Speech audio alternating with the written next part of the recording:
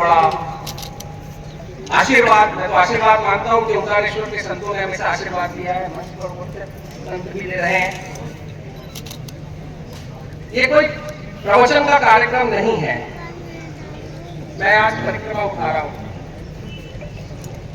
लेकिन कुछ बातें जो मैं लगभग वर्षों से कर रहा हूं, कुछ बातों को आज वापस दोहराना जरूर चाहूंगा कि हम जिन तटों पर बैठे हुए हैं वो भारत के लाखों सालों का इतिहास है। जिन तटों पर आज हम बैठे हुए हैं, जो मैया नर्मदा है, वो हमारा सनातन साक्ष्य है, हमारा प्रमाण है। जो जो बातें हमारे शास्त्रों में लिखी हुई हैं मैया नर्मदा के खंड में, वो सारी बातें आज भी यथावत है। असल में मैया नर्मदा का एक खंड है जहां किसी को अगर भारत की सनातन संस्कृति का, भारत के सनातन हमारे धर्म का अगर साक्ष्य देख रहे हैं तो कहीं मैया नर्मदा के तटों पर चला जाए, क्योंकि जिन तटों पर कहा गया कि भगवान राम जी आए थे और उन्होंने अभिषेक करके गए थे, वो स्थान आज भी है। जहां भगवान कृष्ण आए थे, अपने चक्रों को धोने लगे, जहां पर भगवान शिव आए थे, जहां से उन्होंने त्रिपुरारी का वध किया था, कहीं जबलपुर के पास वो जगह है जहां से उनको त्रिपुरारी का नाम लिया, जहां पर कहीं बलराम जी आए थे, राधा जी आए थे। भारत का कोई भी ऐसा सनातन इतिहास का देव पुरुष, ऋषि, मुनि मेरे देखे तो नहीं आया जो कहीं मैया नर्मदा के तटों पर नहीं आए हो। और बहुत महत्वपूर्ण बात है कि आज भी वो तीर्थ कहीं मैया नर्मदा के तटों पर मैया नर्मदा ने और मैया नर्मदा के खंड में रहने वाले लोगों ने सहेज के रखे। ये बड़ी महत्वपूर्ण बात है। मैं इसे महत्वपूर्ण इसलिए कहता हूं क्योंकि जो शास्त्र में लिखा है अगर उसका प्रमाण मिल जाए तो ये केवल हमारे देवताओं का, दैवी शक्तियों का प्रमाण नहीं है, ये हमारे भारत की सनातन संस्कृति का भी प्रमाण है। और मैया नर्मदा सनातन साक्ष्य है। मैंने वर्षों पहले एक शब्द का उपयोग किया था, सनातन साक्ष्य, क्योंकि लोग हमारी संस्कृति के, हमारे धर्मों के प्रतीकों के, उनके तीर्थों के बारे में जब सवाल होते हैं, मैया नर्मदा के खंड में मैंने जाकर कहा है कि मुझे बता दिया जाए जो शास्त्र में लिखा है, भारत के जितने पुराण में, कहीं रामचरितमानस में और रामायण में, वशिष्ठ संहिता से लेकर समस्त पुराणों में जिन जिन तीर्थों का उल्लेख कहीं मैया नर्मदा के खंड में हुआ है वो आज भी मौजूद है और मैं उनको स्पर्श करके, प्रणाम करके आ रहा हूं। तो ये भारत के सनातन साक्ष्य है। मैया नर्मदा भारत के सनातन साक्ष्य की बहनी है। वो केवल ये दिव्यता का जल नहीं है, वो भारत की सनातन शक्ति का प्रमाण भी है, पर्याय भी है, परिचय भी है।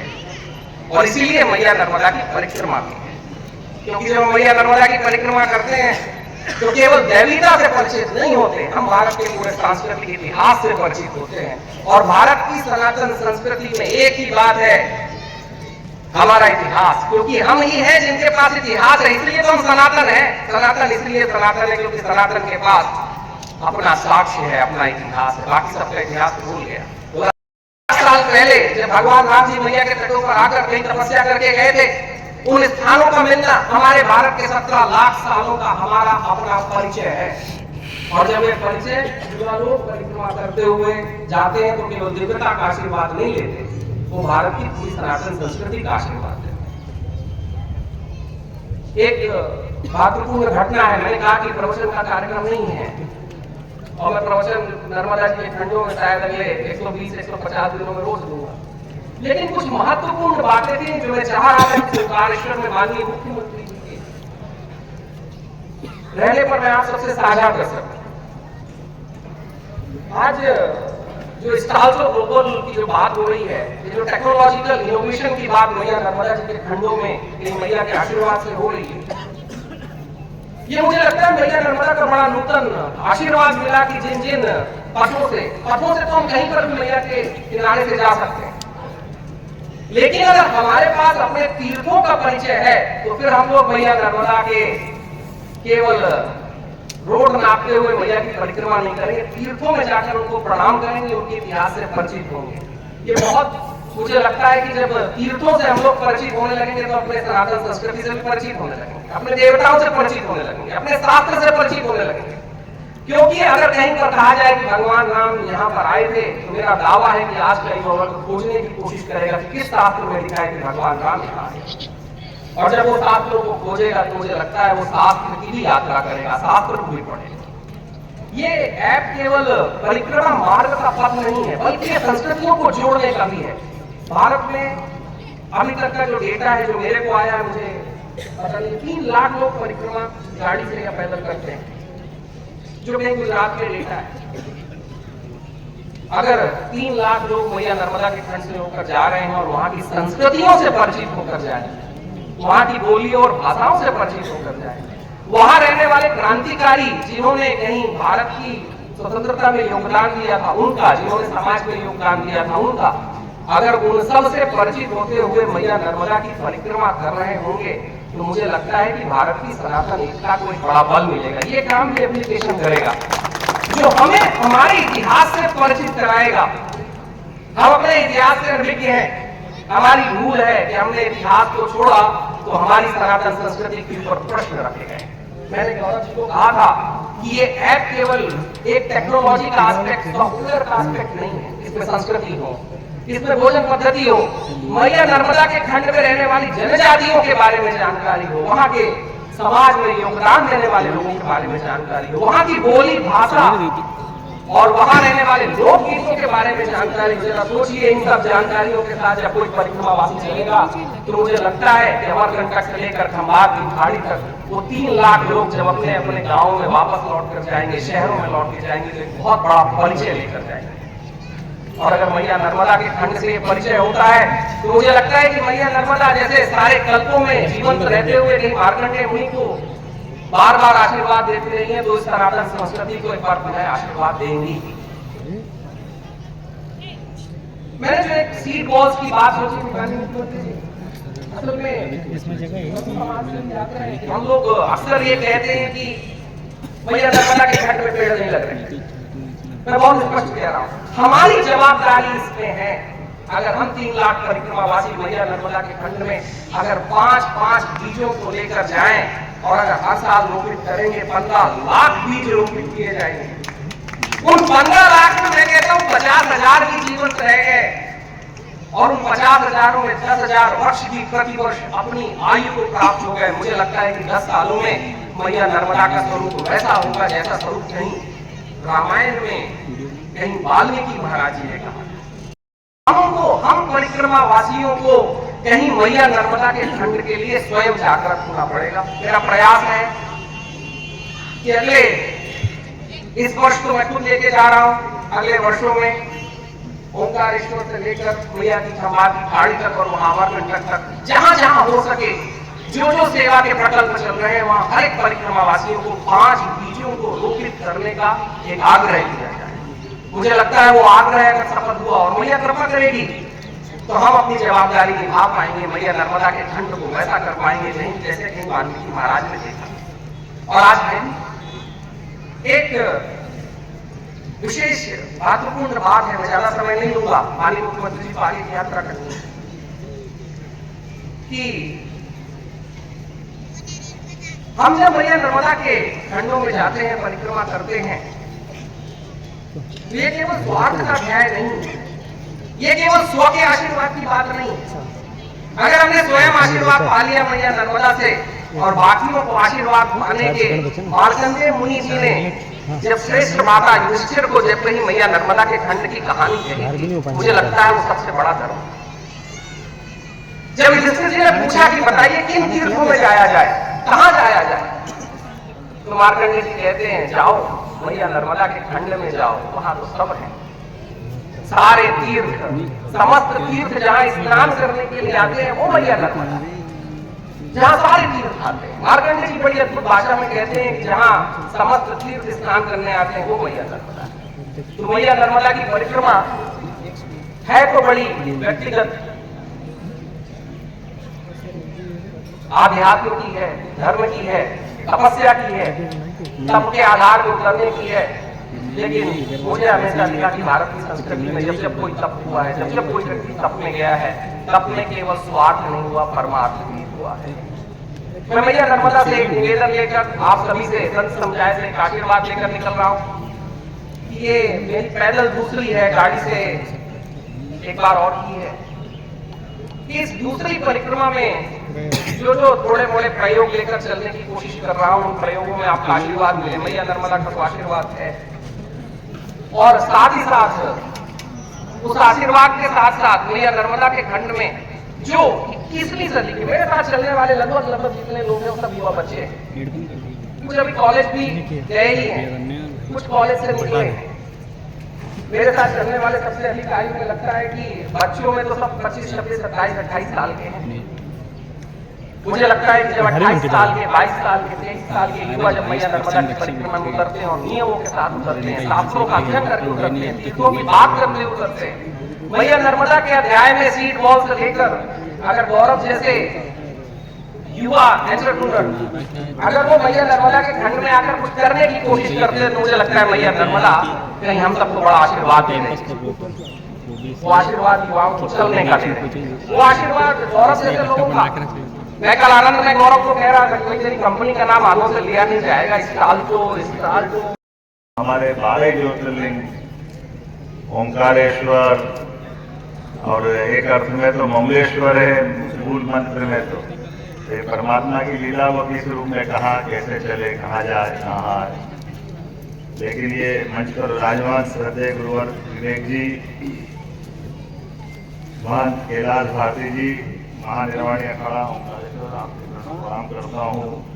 महंत प्रणवानंद जी, सरस्वती मार्कंडेय संन्यास आश्रम ओंकारेश्वर, धन्यवाद धन्यवाद धन्यवाद।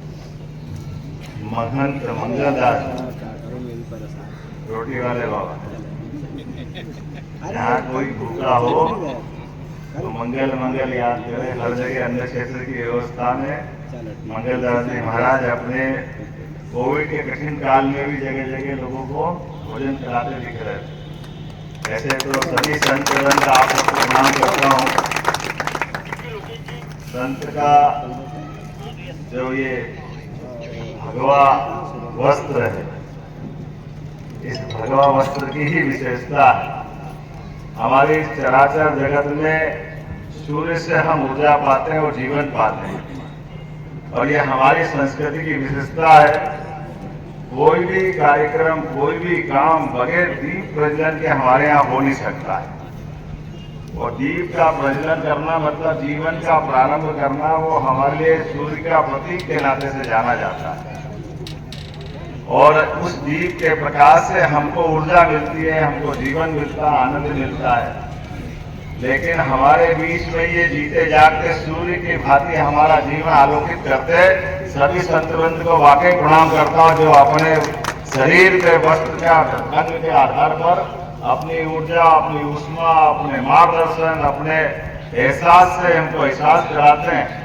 मनुष्य का जन्म तो परमात्मा की लीला है, लेकिन जन्म से लेकर मृत्यु तक अपने हाथ में सत्कर्म आए, सन्मार्ग पे हम चले, अपने संस्कृति के रहस्यों को समझें।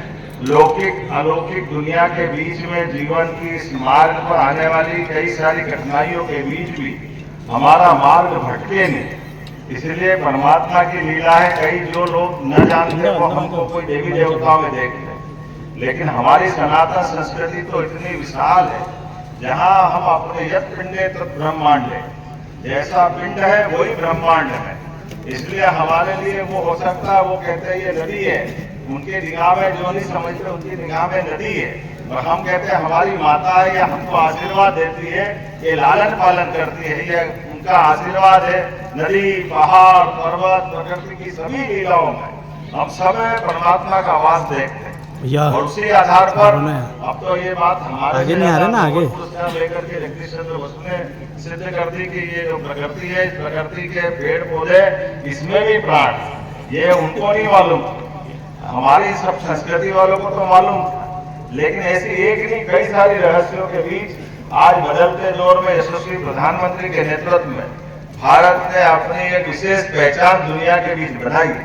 और ऐसे में जब ये हमारी सरकार बनी तो मैं इस मामले में यशस्वी प्रधानमंत्री को भी धन्यवाद देता हूँ, जिन्होंने अपनी सनातन संस्कृति को लेकर के, यद्यपि जीवन सबके लिए, सरकार सबके लिए, व्यवस्था सबके लिए, लेकिन हम किसी का अपमान नहीं करें, लेकिन अपना सम्मान कोई, ये भी बात समझ में नहीं आती। हम अपने संस्कृति पे भी तो गर्व करना चाहिए। हमारे अपने प्राचीन मान बिंदुओं पे भी गर्व करना चाहिए। हमारे अपने अस्तित्व को मिटा करके हम कब तक किसी को सिर पे बिठाएंगे। इस नाते से यशस्वी प्रधानमंत्री ने जो मार्ग तय किया है, मुझे इस बात की प्रसन्नता है। आज भी बड़ा आश्चर्य की बात, महाराज जी विवेक महाराज जी ने कहा, सही कहा, भगवान राम का संबंध यहाँ से आता है। इतना आश्चर्य की बात, 500 साल के बाद भी भगवान अयोध्या में मुस्कुरा रहे हैं। सरयू के किनारे कितनी कोर्ट कचहरी कर दी, क्या क्या युद्ध लड़ लिए, कितने कितने शासन देख लिए, अंग्रेज चले गए, मुगल चले गए, पता नहीं कौन कौन आ गए चले गए, फिर हाई कोर्ट सुप्रीम कोर्ट सब देख लिए। फिर भी कुछ लोगों को कष्ट है कि आज भी अयोध्या में राम लला मुस्कुरा रहे हैं, उनको समझ में नहीं आ रहा। चलो भगवान उनको भी सद्बुद्धि दे, उनकी अपनी करनी उनके साथ रखे, अपन किस किस को जाए किस किस को समझाए। सारे के सारे देवस्थान पर सारी चीजों की जो जो जरूरत है वो सब कुछ जुटाने का प्रयास करेंगे, कहीं कोई कोर कसर बाकी नहीं रहेगी। उन व्यवस्थाओं के बलबूते पर हमारे सारे देवस्थान, उन सबकी हम चिंता करने वाले। इसीलिए सिंहस्थ आएगा वो तो 28 में आएगा, लेकिन बगैर सिंहस्थ के भी हर साल भी अगर यात्री आए तो यात्री का प्रबंधन करना ये सरकार की जवाबदारी। इसलिए नर्मदा जी का भी ओंकारेश्वर तो मध्य में करीब करीब आ गया है, लेकिन अमरकंटक से लगा करके जहां तक नर्मदा जी है, पूरी यात्रा के मार्ग को भी सरकार की व्यवस्थाओं से जोड़ करके उसकी चिंता करने का काम सरकार ने किया है।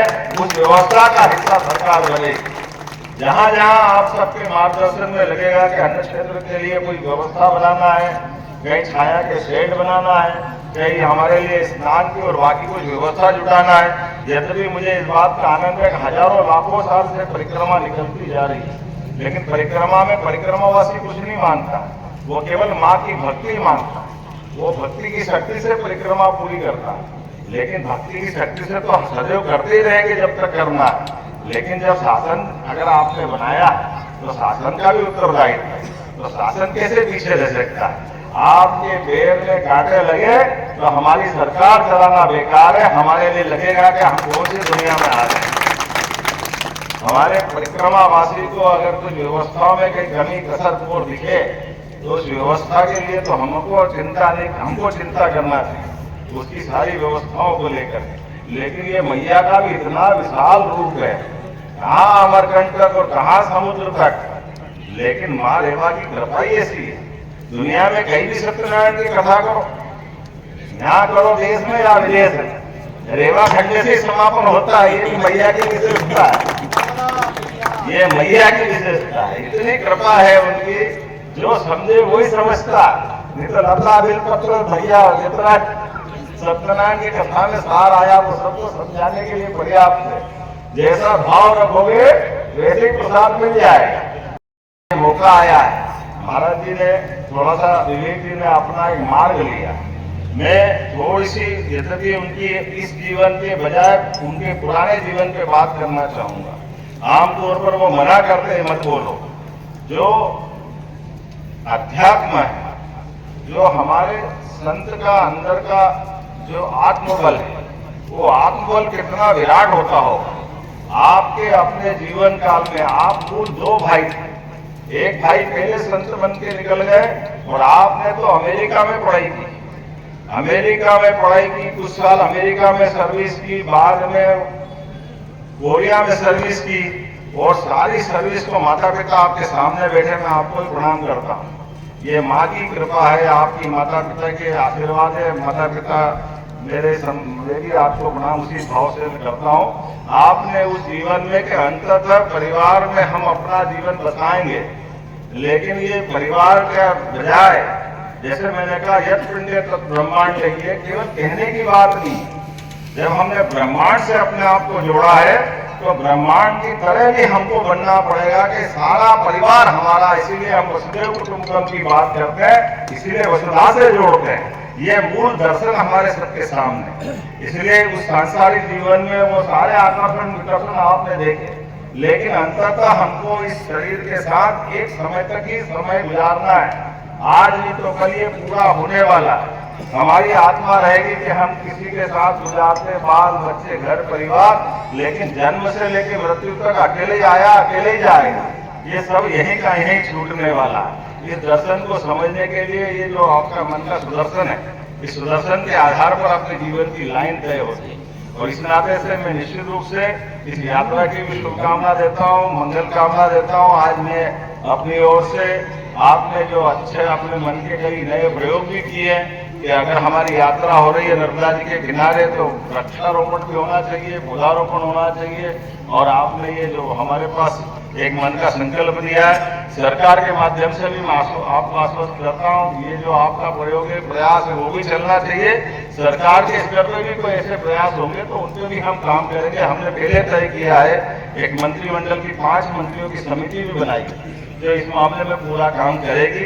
आने वाले समय में यात्रा मार्ग में कई छोटे मोटे कोई ऐसा लगता है कि अमरकंटक से निकलने आने के बाद में जो हमारी माता की धारा छोटी रहती है, तो आने जाने के मार्ग में कई बार हमको दिग्भ्रमित होते हैं, या उधर बड़वानी के नीचे जाते तो वो थोड़ा उजाड़ खंड जैसा रहता है। तो जहाँ जहाँ जैसी जरूरत लगेगी हम वहाँ पूरी मदद करेंगे।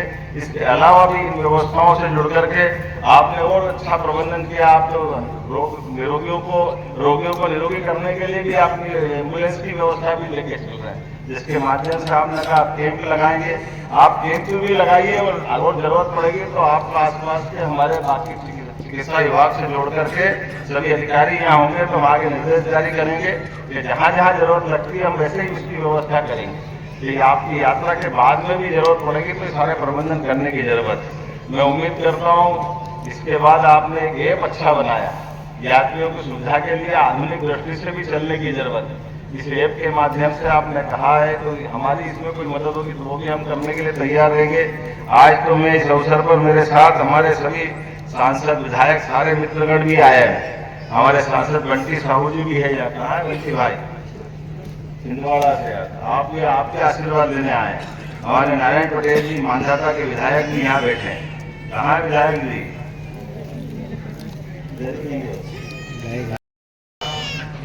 छाया मोरे, कंचन तानवे, सचिन बिरला जी हमारे विधायक कहाँ बड़वा वाले, एक उनका शिविर होने वाला है।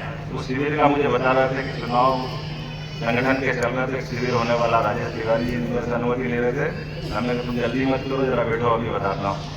तो मैं उम्मीद कर रहा हूँ कि सबके साथ हम आज आपके बीच में जरूर आए, लेकिन ये देवेंद्र जी से लेके सारे लोग ऐसा आनंद में है कि आज के बदलते दौर में ये आप लोग ऐसी पढ़ाई लिखाई के बावजूद भी अपने आध्यात्मिक मार्ग पे चलते हैं, तो जो हमारे लिए कई बार लोग दुविधा का मार्ग लाते हैं कि केवल संसार में पैसे ही सब कुछ है, आकर्षण ही सब कुछ है, उस आकर्षण के बदले में विकर्षण के अंदर भी ताकत है। इसलिए मैं यहाँ भी आपको प्रणाम कर रहा हूँ। वहाँ को हमारे सुखदेव महाराज के सामने समाधि का उनका अपनी साधना स्थल भी दिखता है।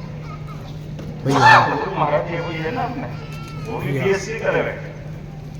ये वाकई साधना के मार्ग से ये केवल मैं गारंटी से कह सकता हूँ, इतना पवित्र, इतना उदार और इतना आकर्षक भी आध्यात्मिक किनारा अगर कहीं होता है तो वो केवल माँ रेवा का किनारा हो सकता है। इसमें मैं गारंटी ले सकता हूँ। इससे पवित्र कोई स्थान होते नहीं। यद्यपि गंगा मैया, यमुना मैया, शीतला मैया सबका आशीर्वाद, लेकिन सारे मैयाओं के बीच नर्मदा जी की छटा सबसे अलग ही है, सबसे निराली।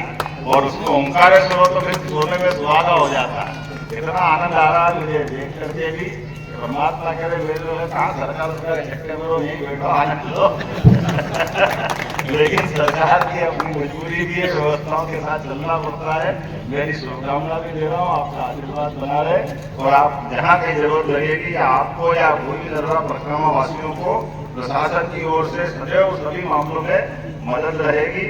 लेकिन आपका आशीर्वाद सबका हमारे पे भी रहे, समाज पे भी रहे। और परमात्मा निश्चित रूप से माँ आपको आपकी यात्रा की सफलता का आशीर्वाद दे रही है। मुझे पूजा में ध्यान में आया था, निश्चित रूप से यात्रा परिपूर्ण होगी। फिर हम समापन पे ऐसे ही धूमधाम से मिलेंगे। ये मेरी अपनी ओर से शुभकामना है। बोलो नर्मदे महारानी की।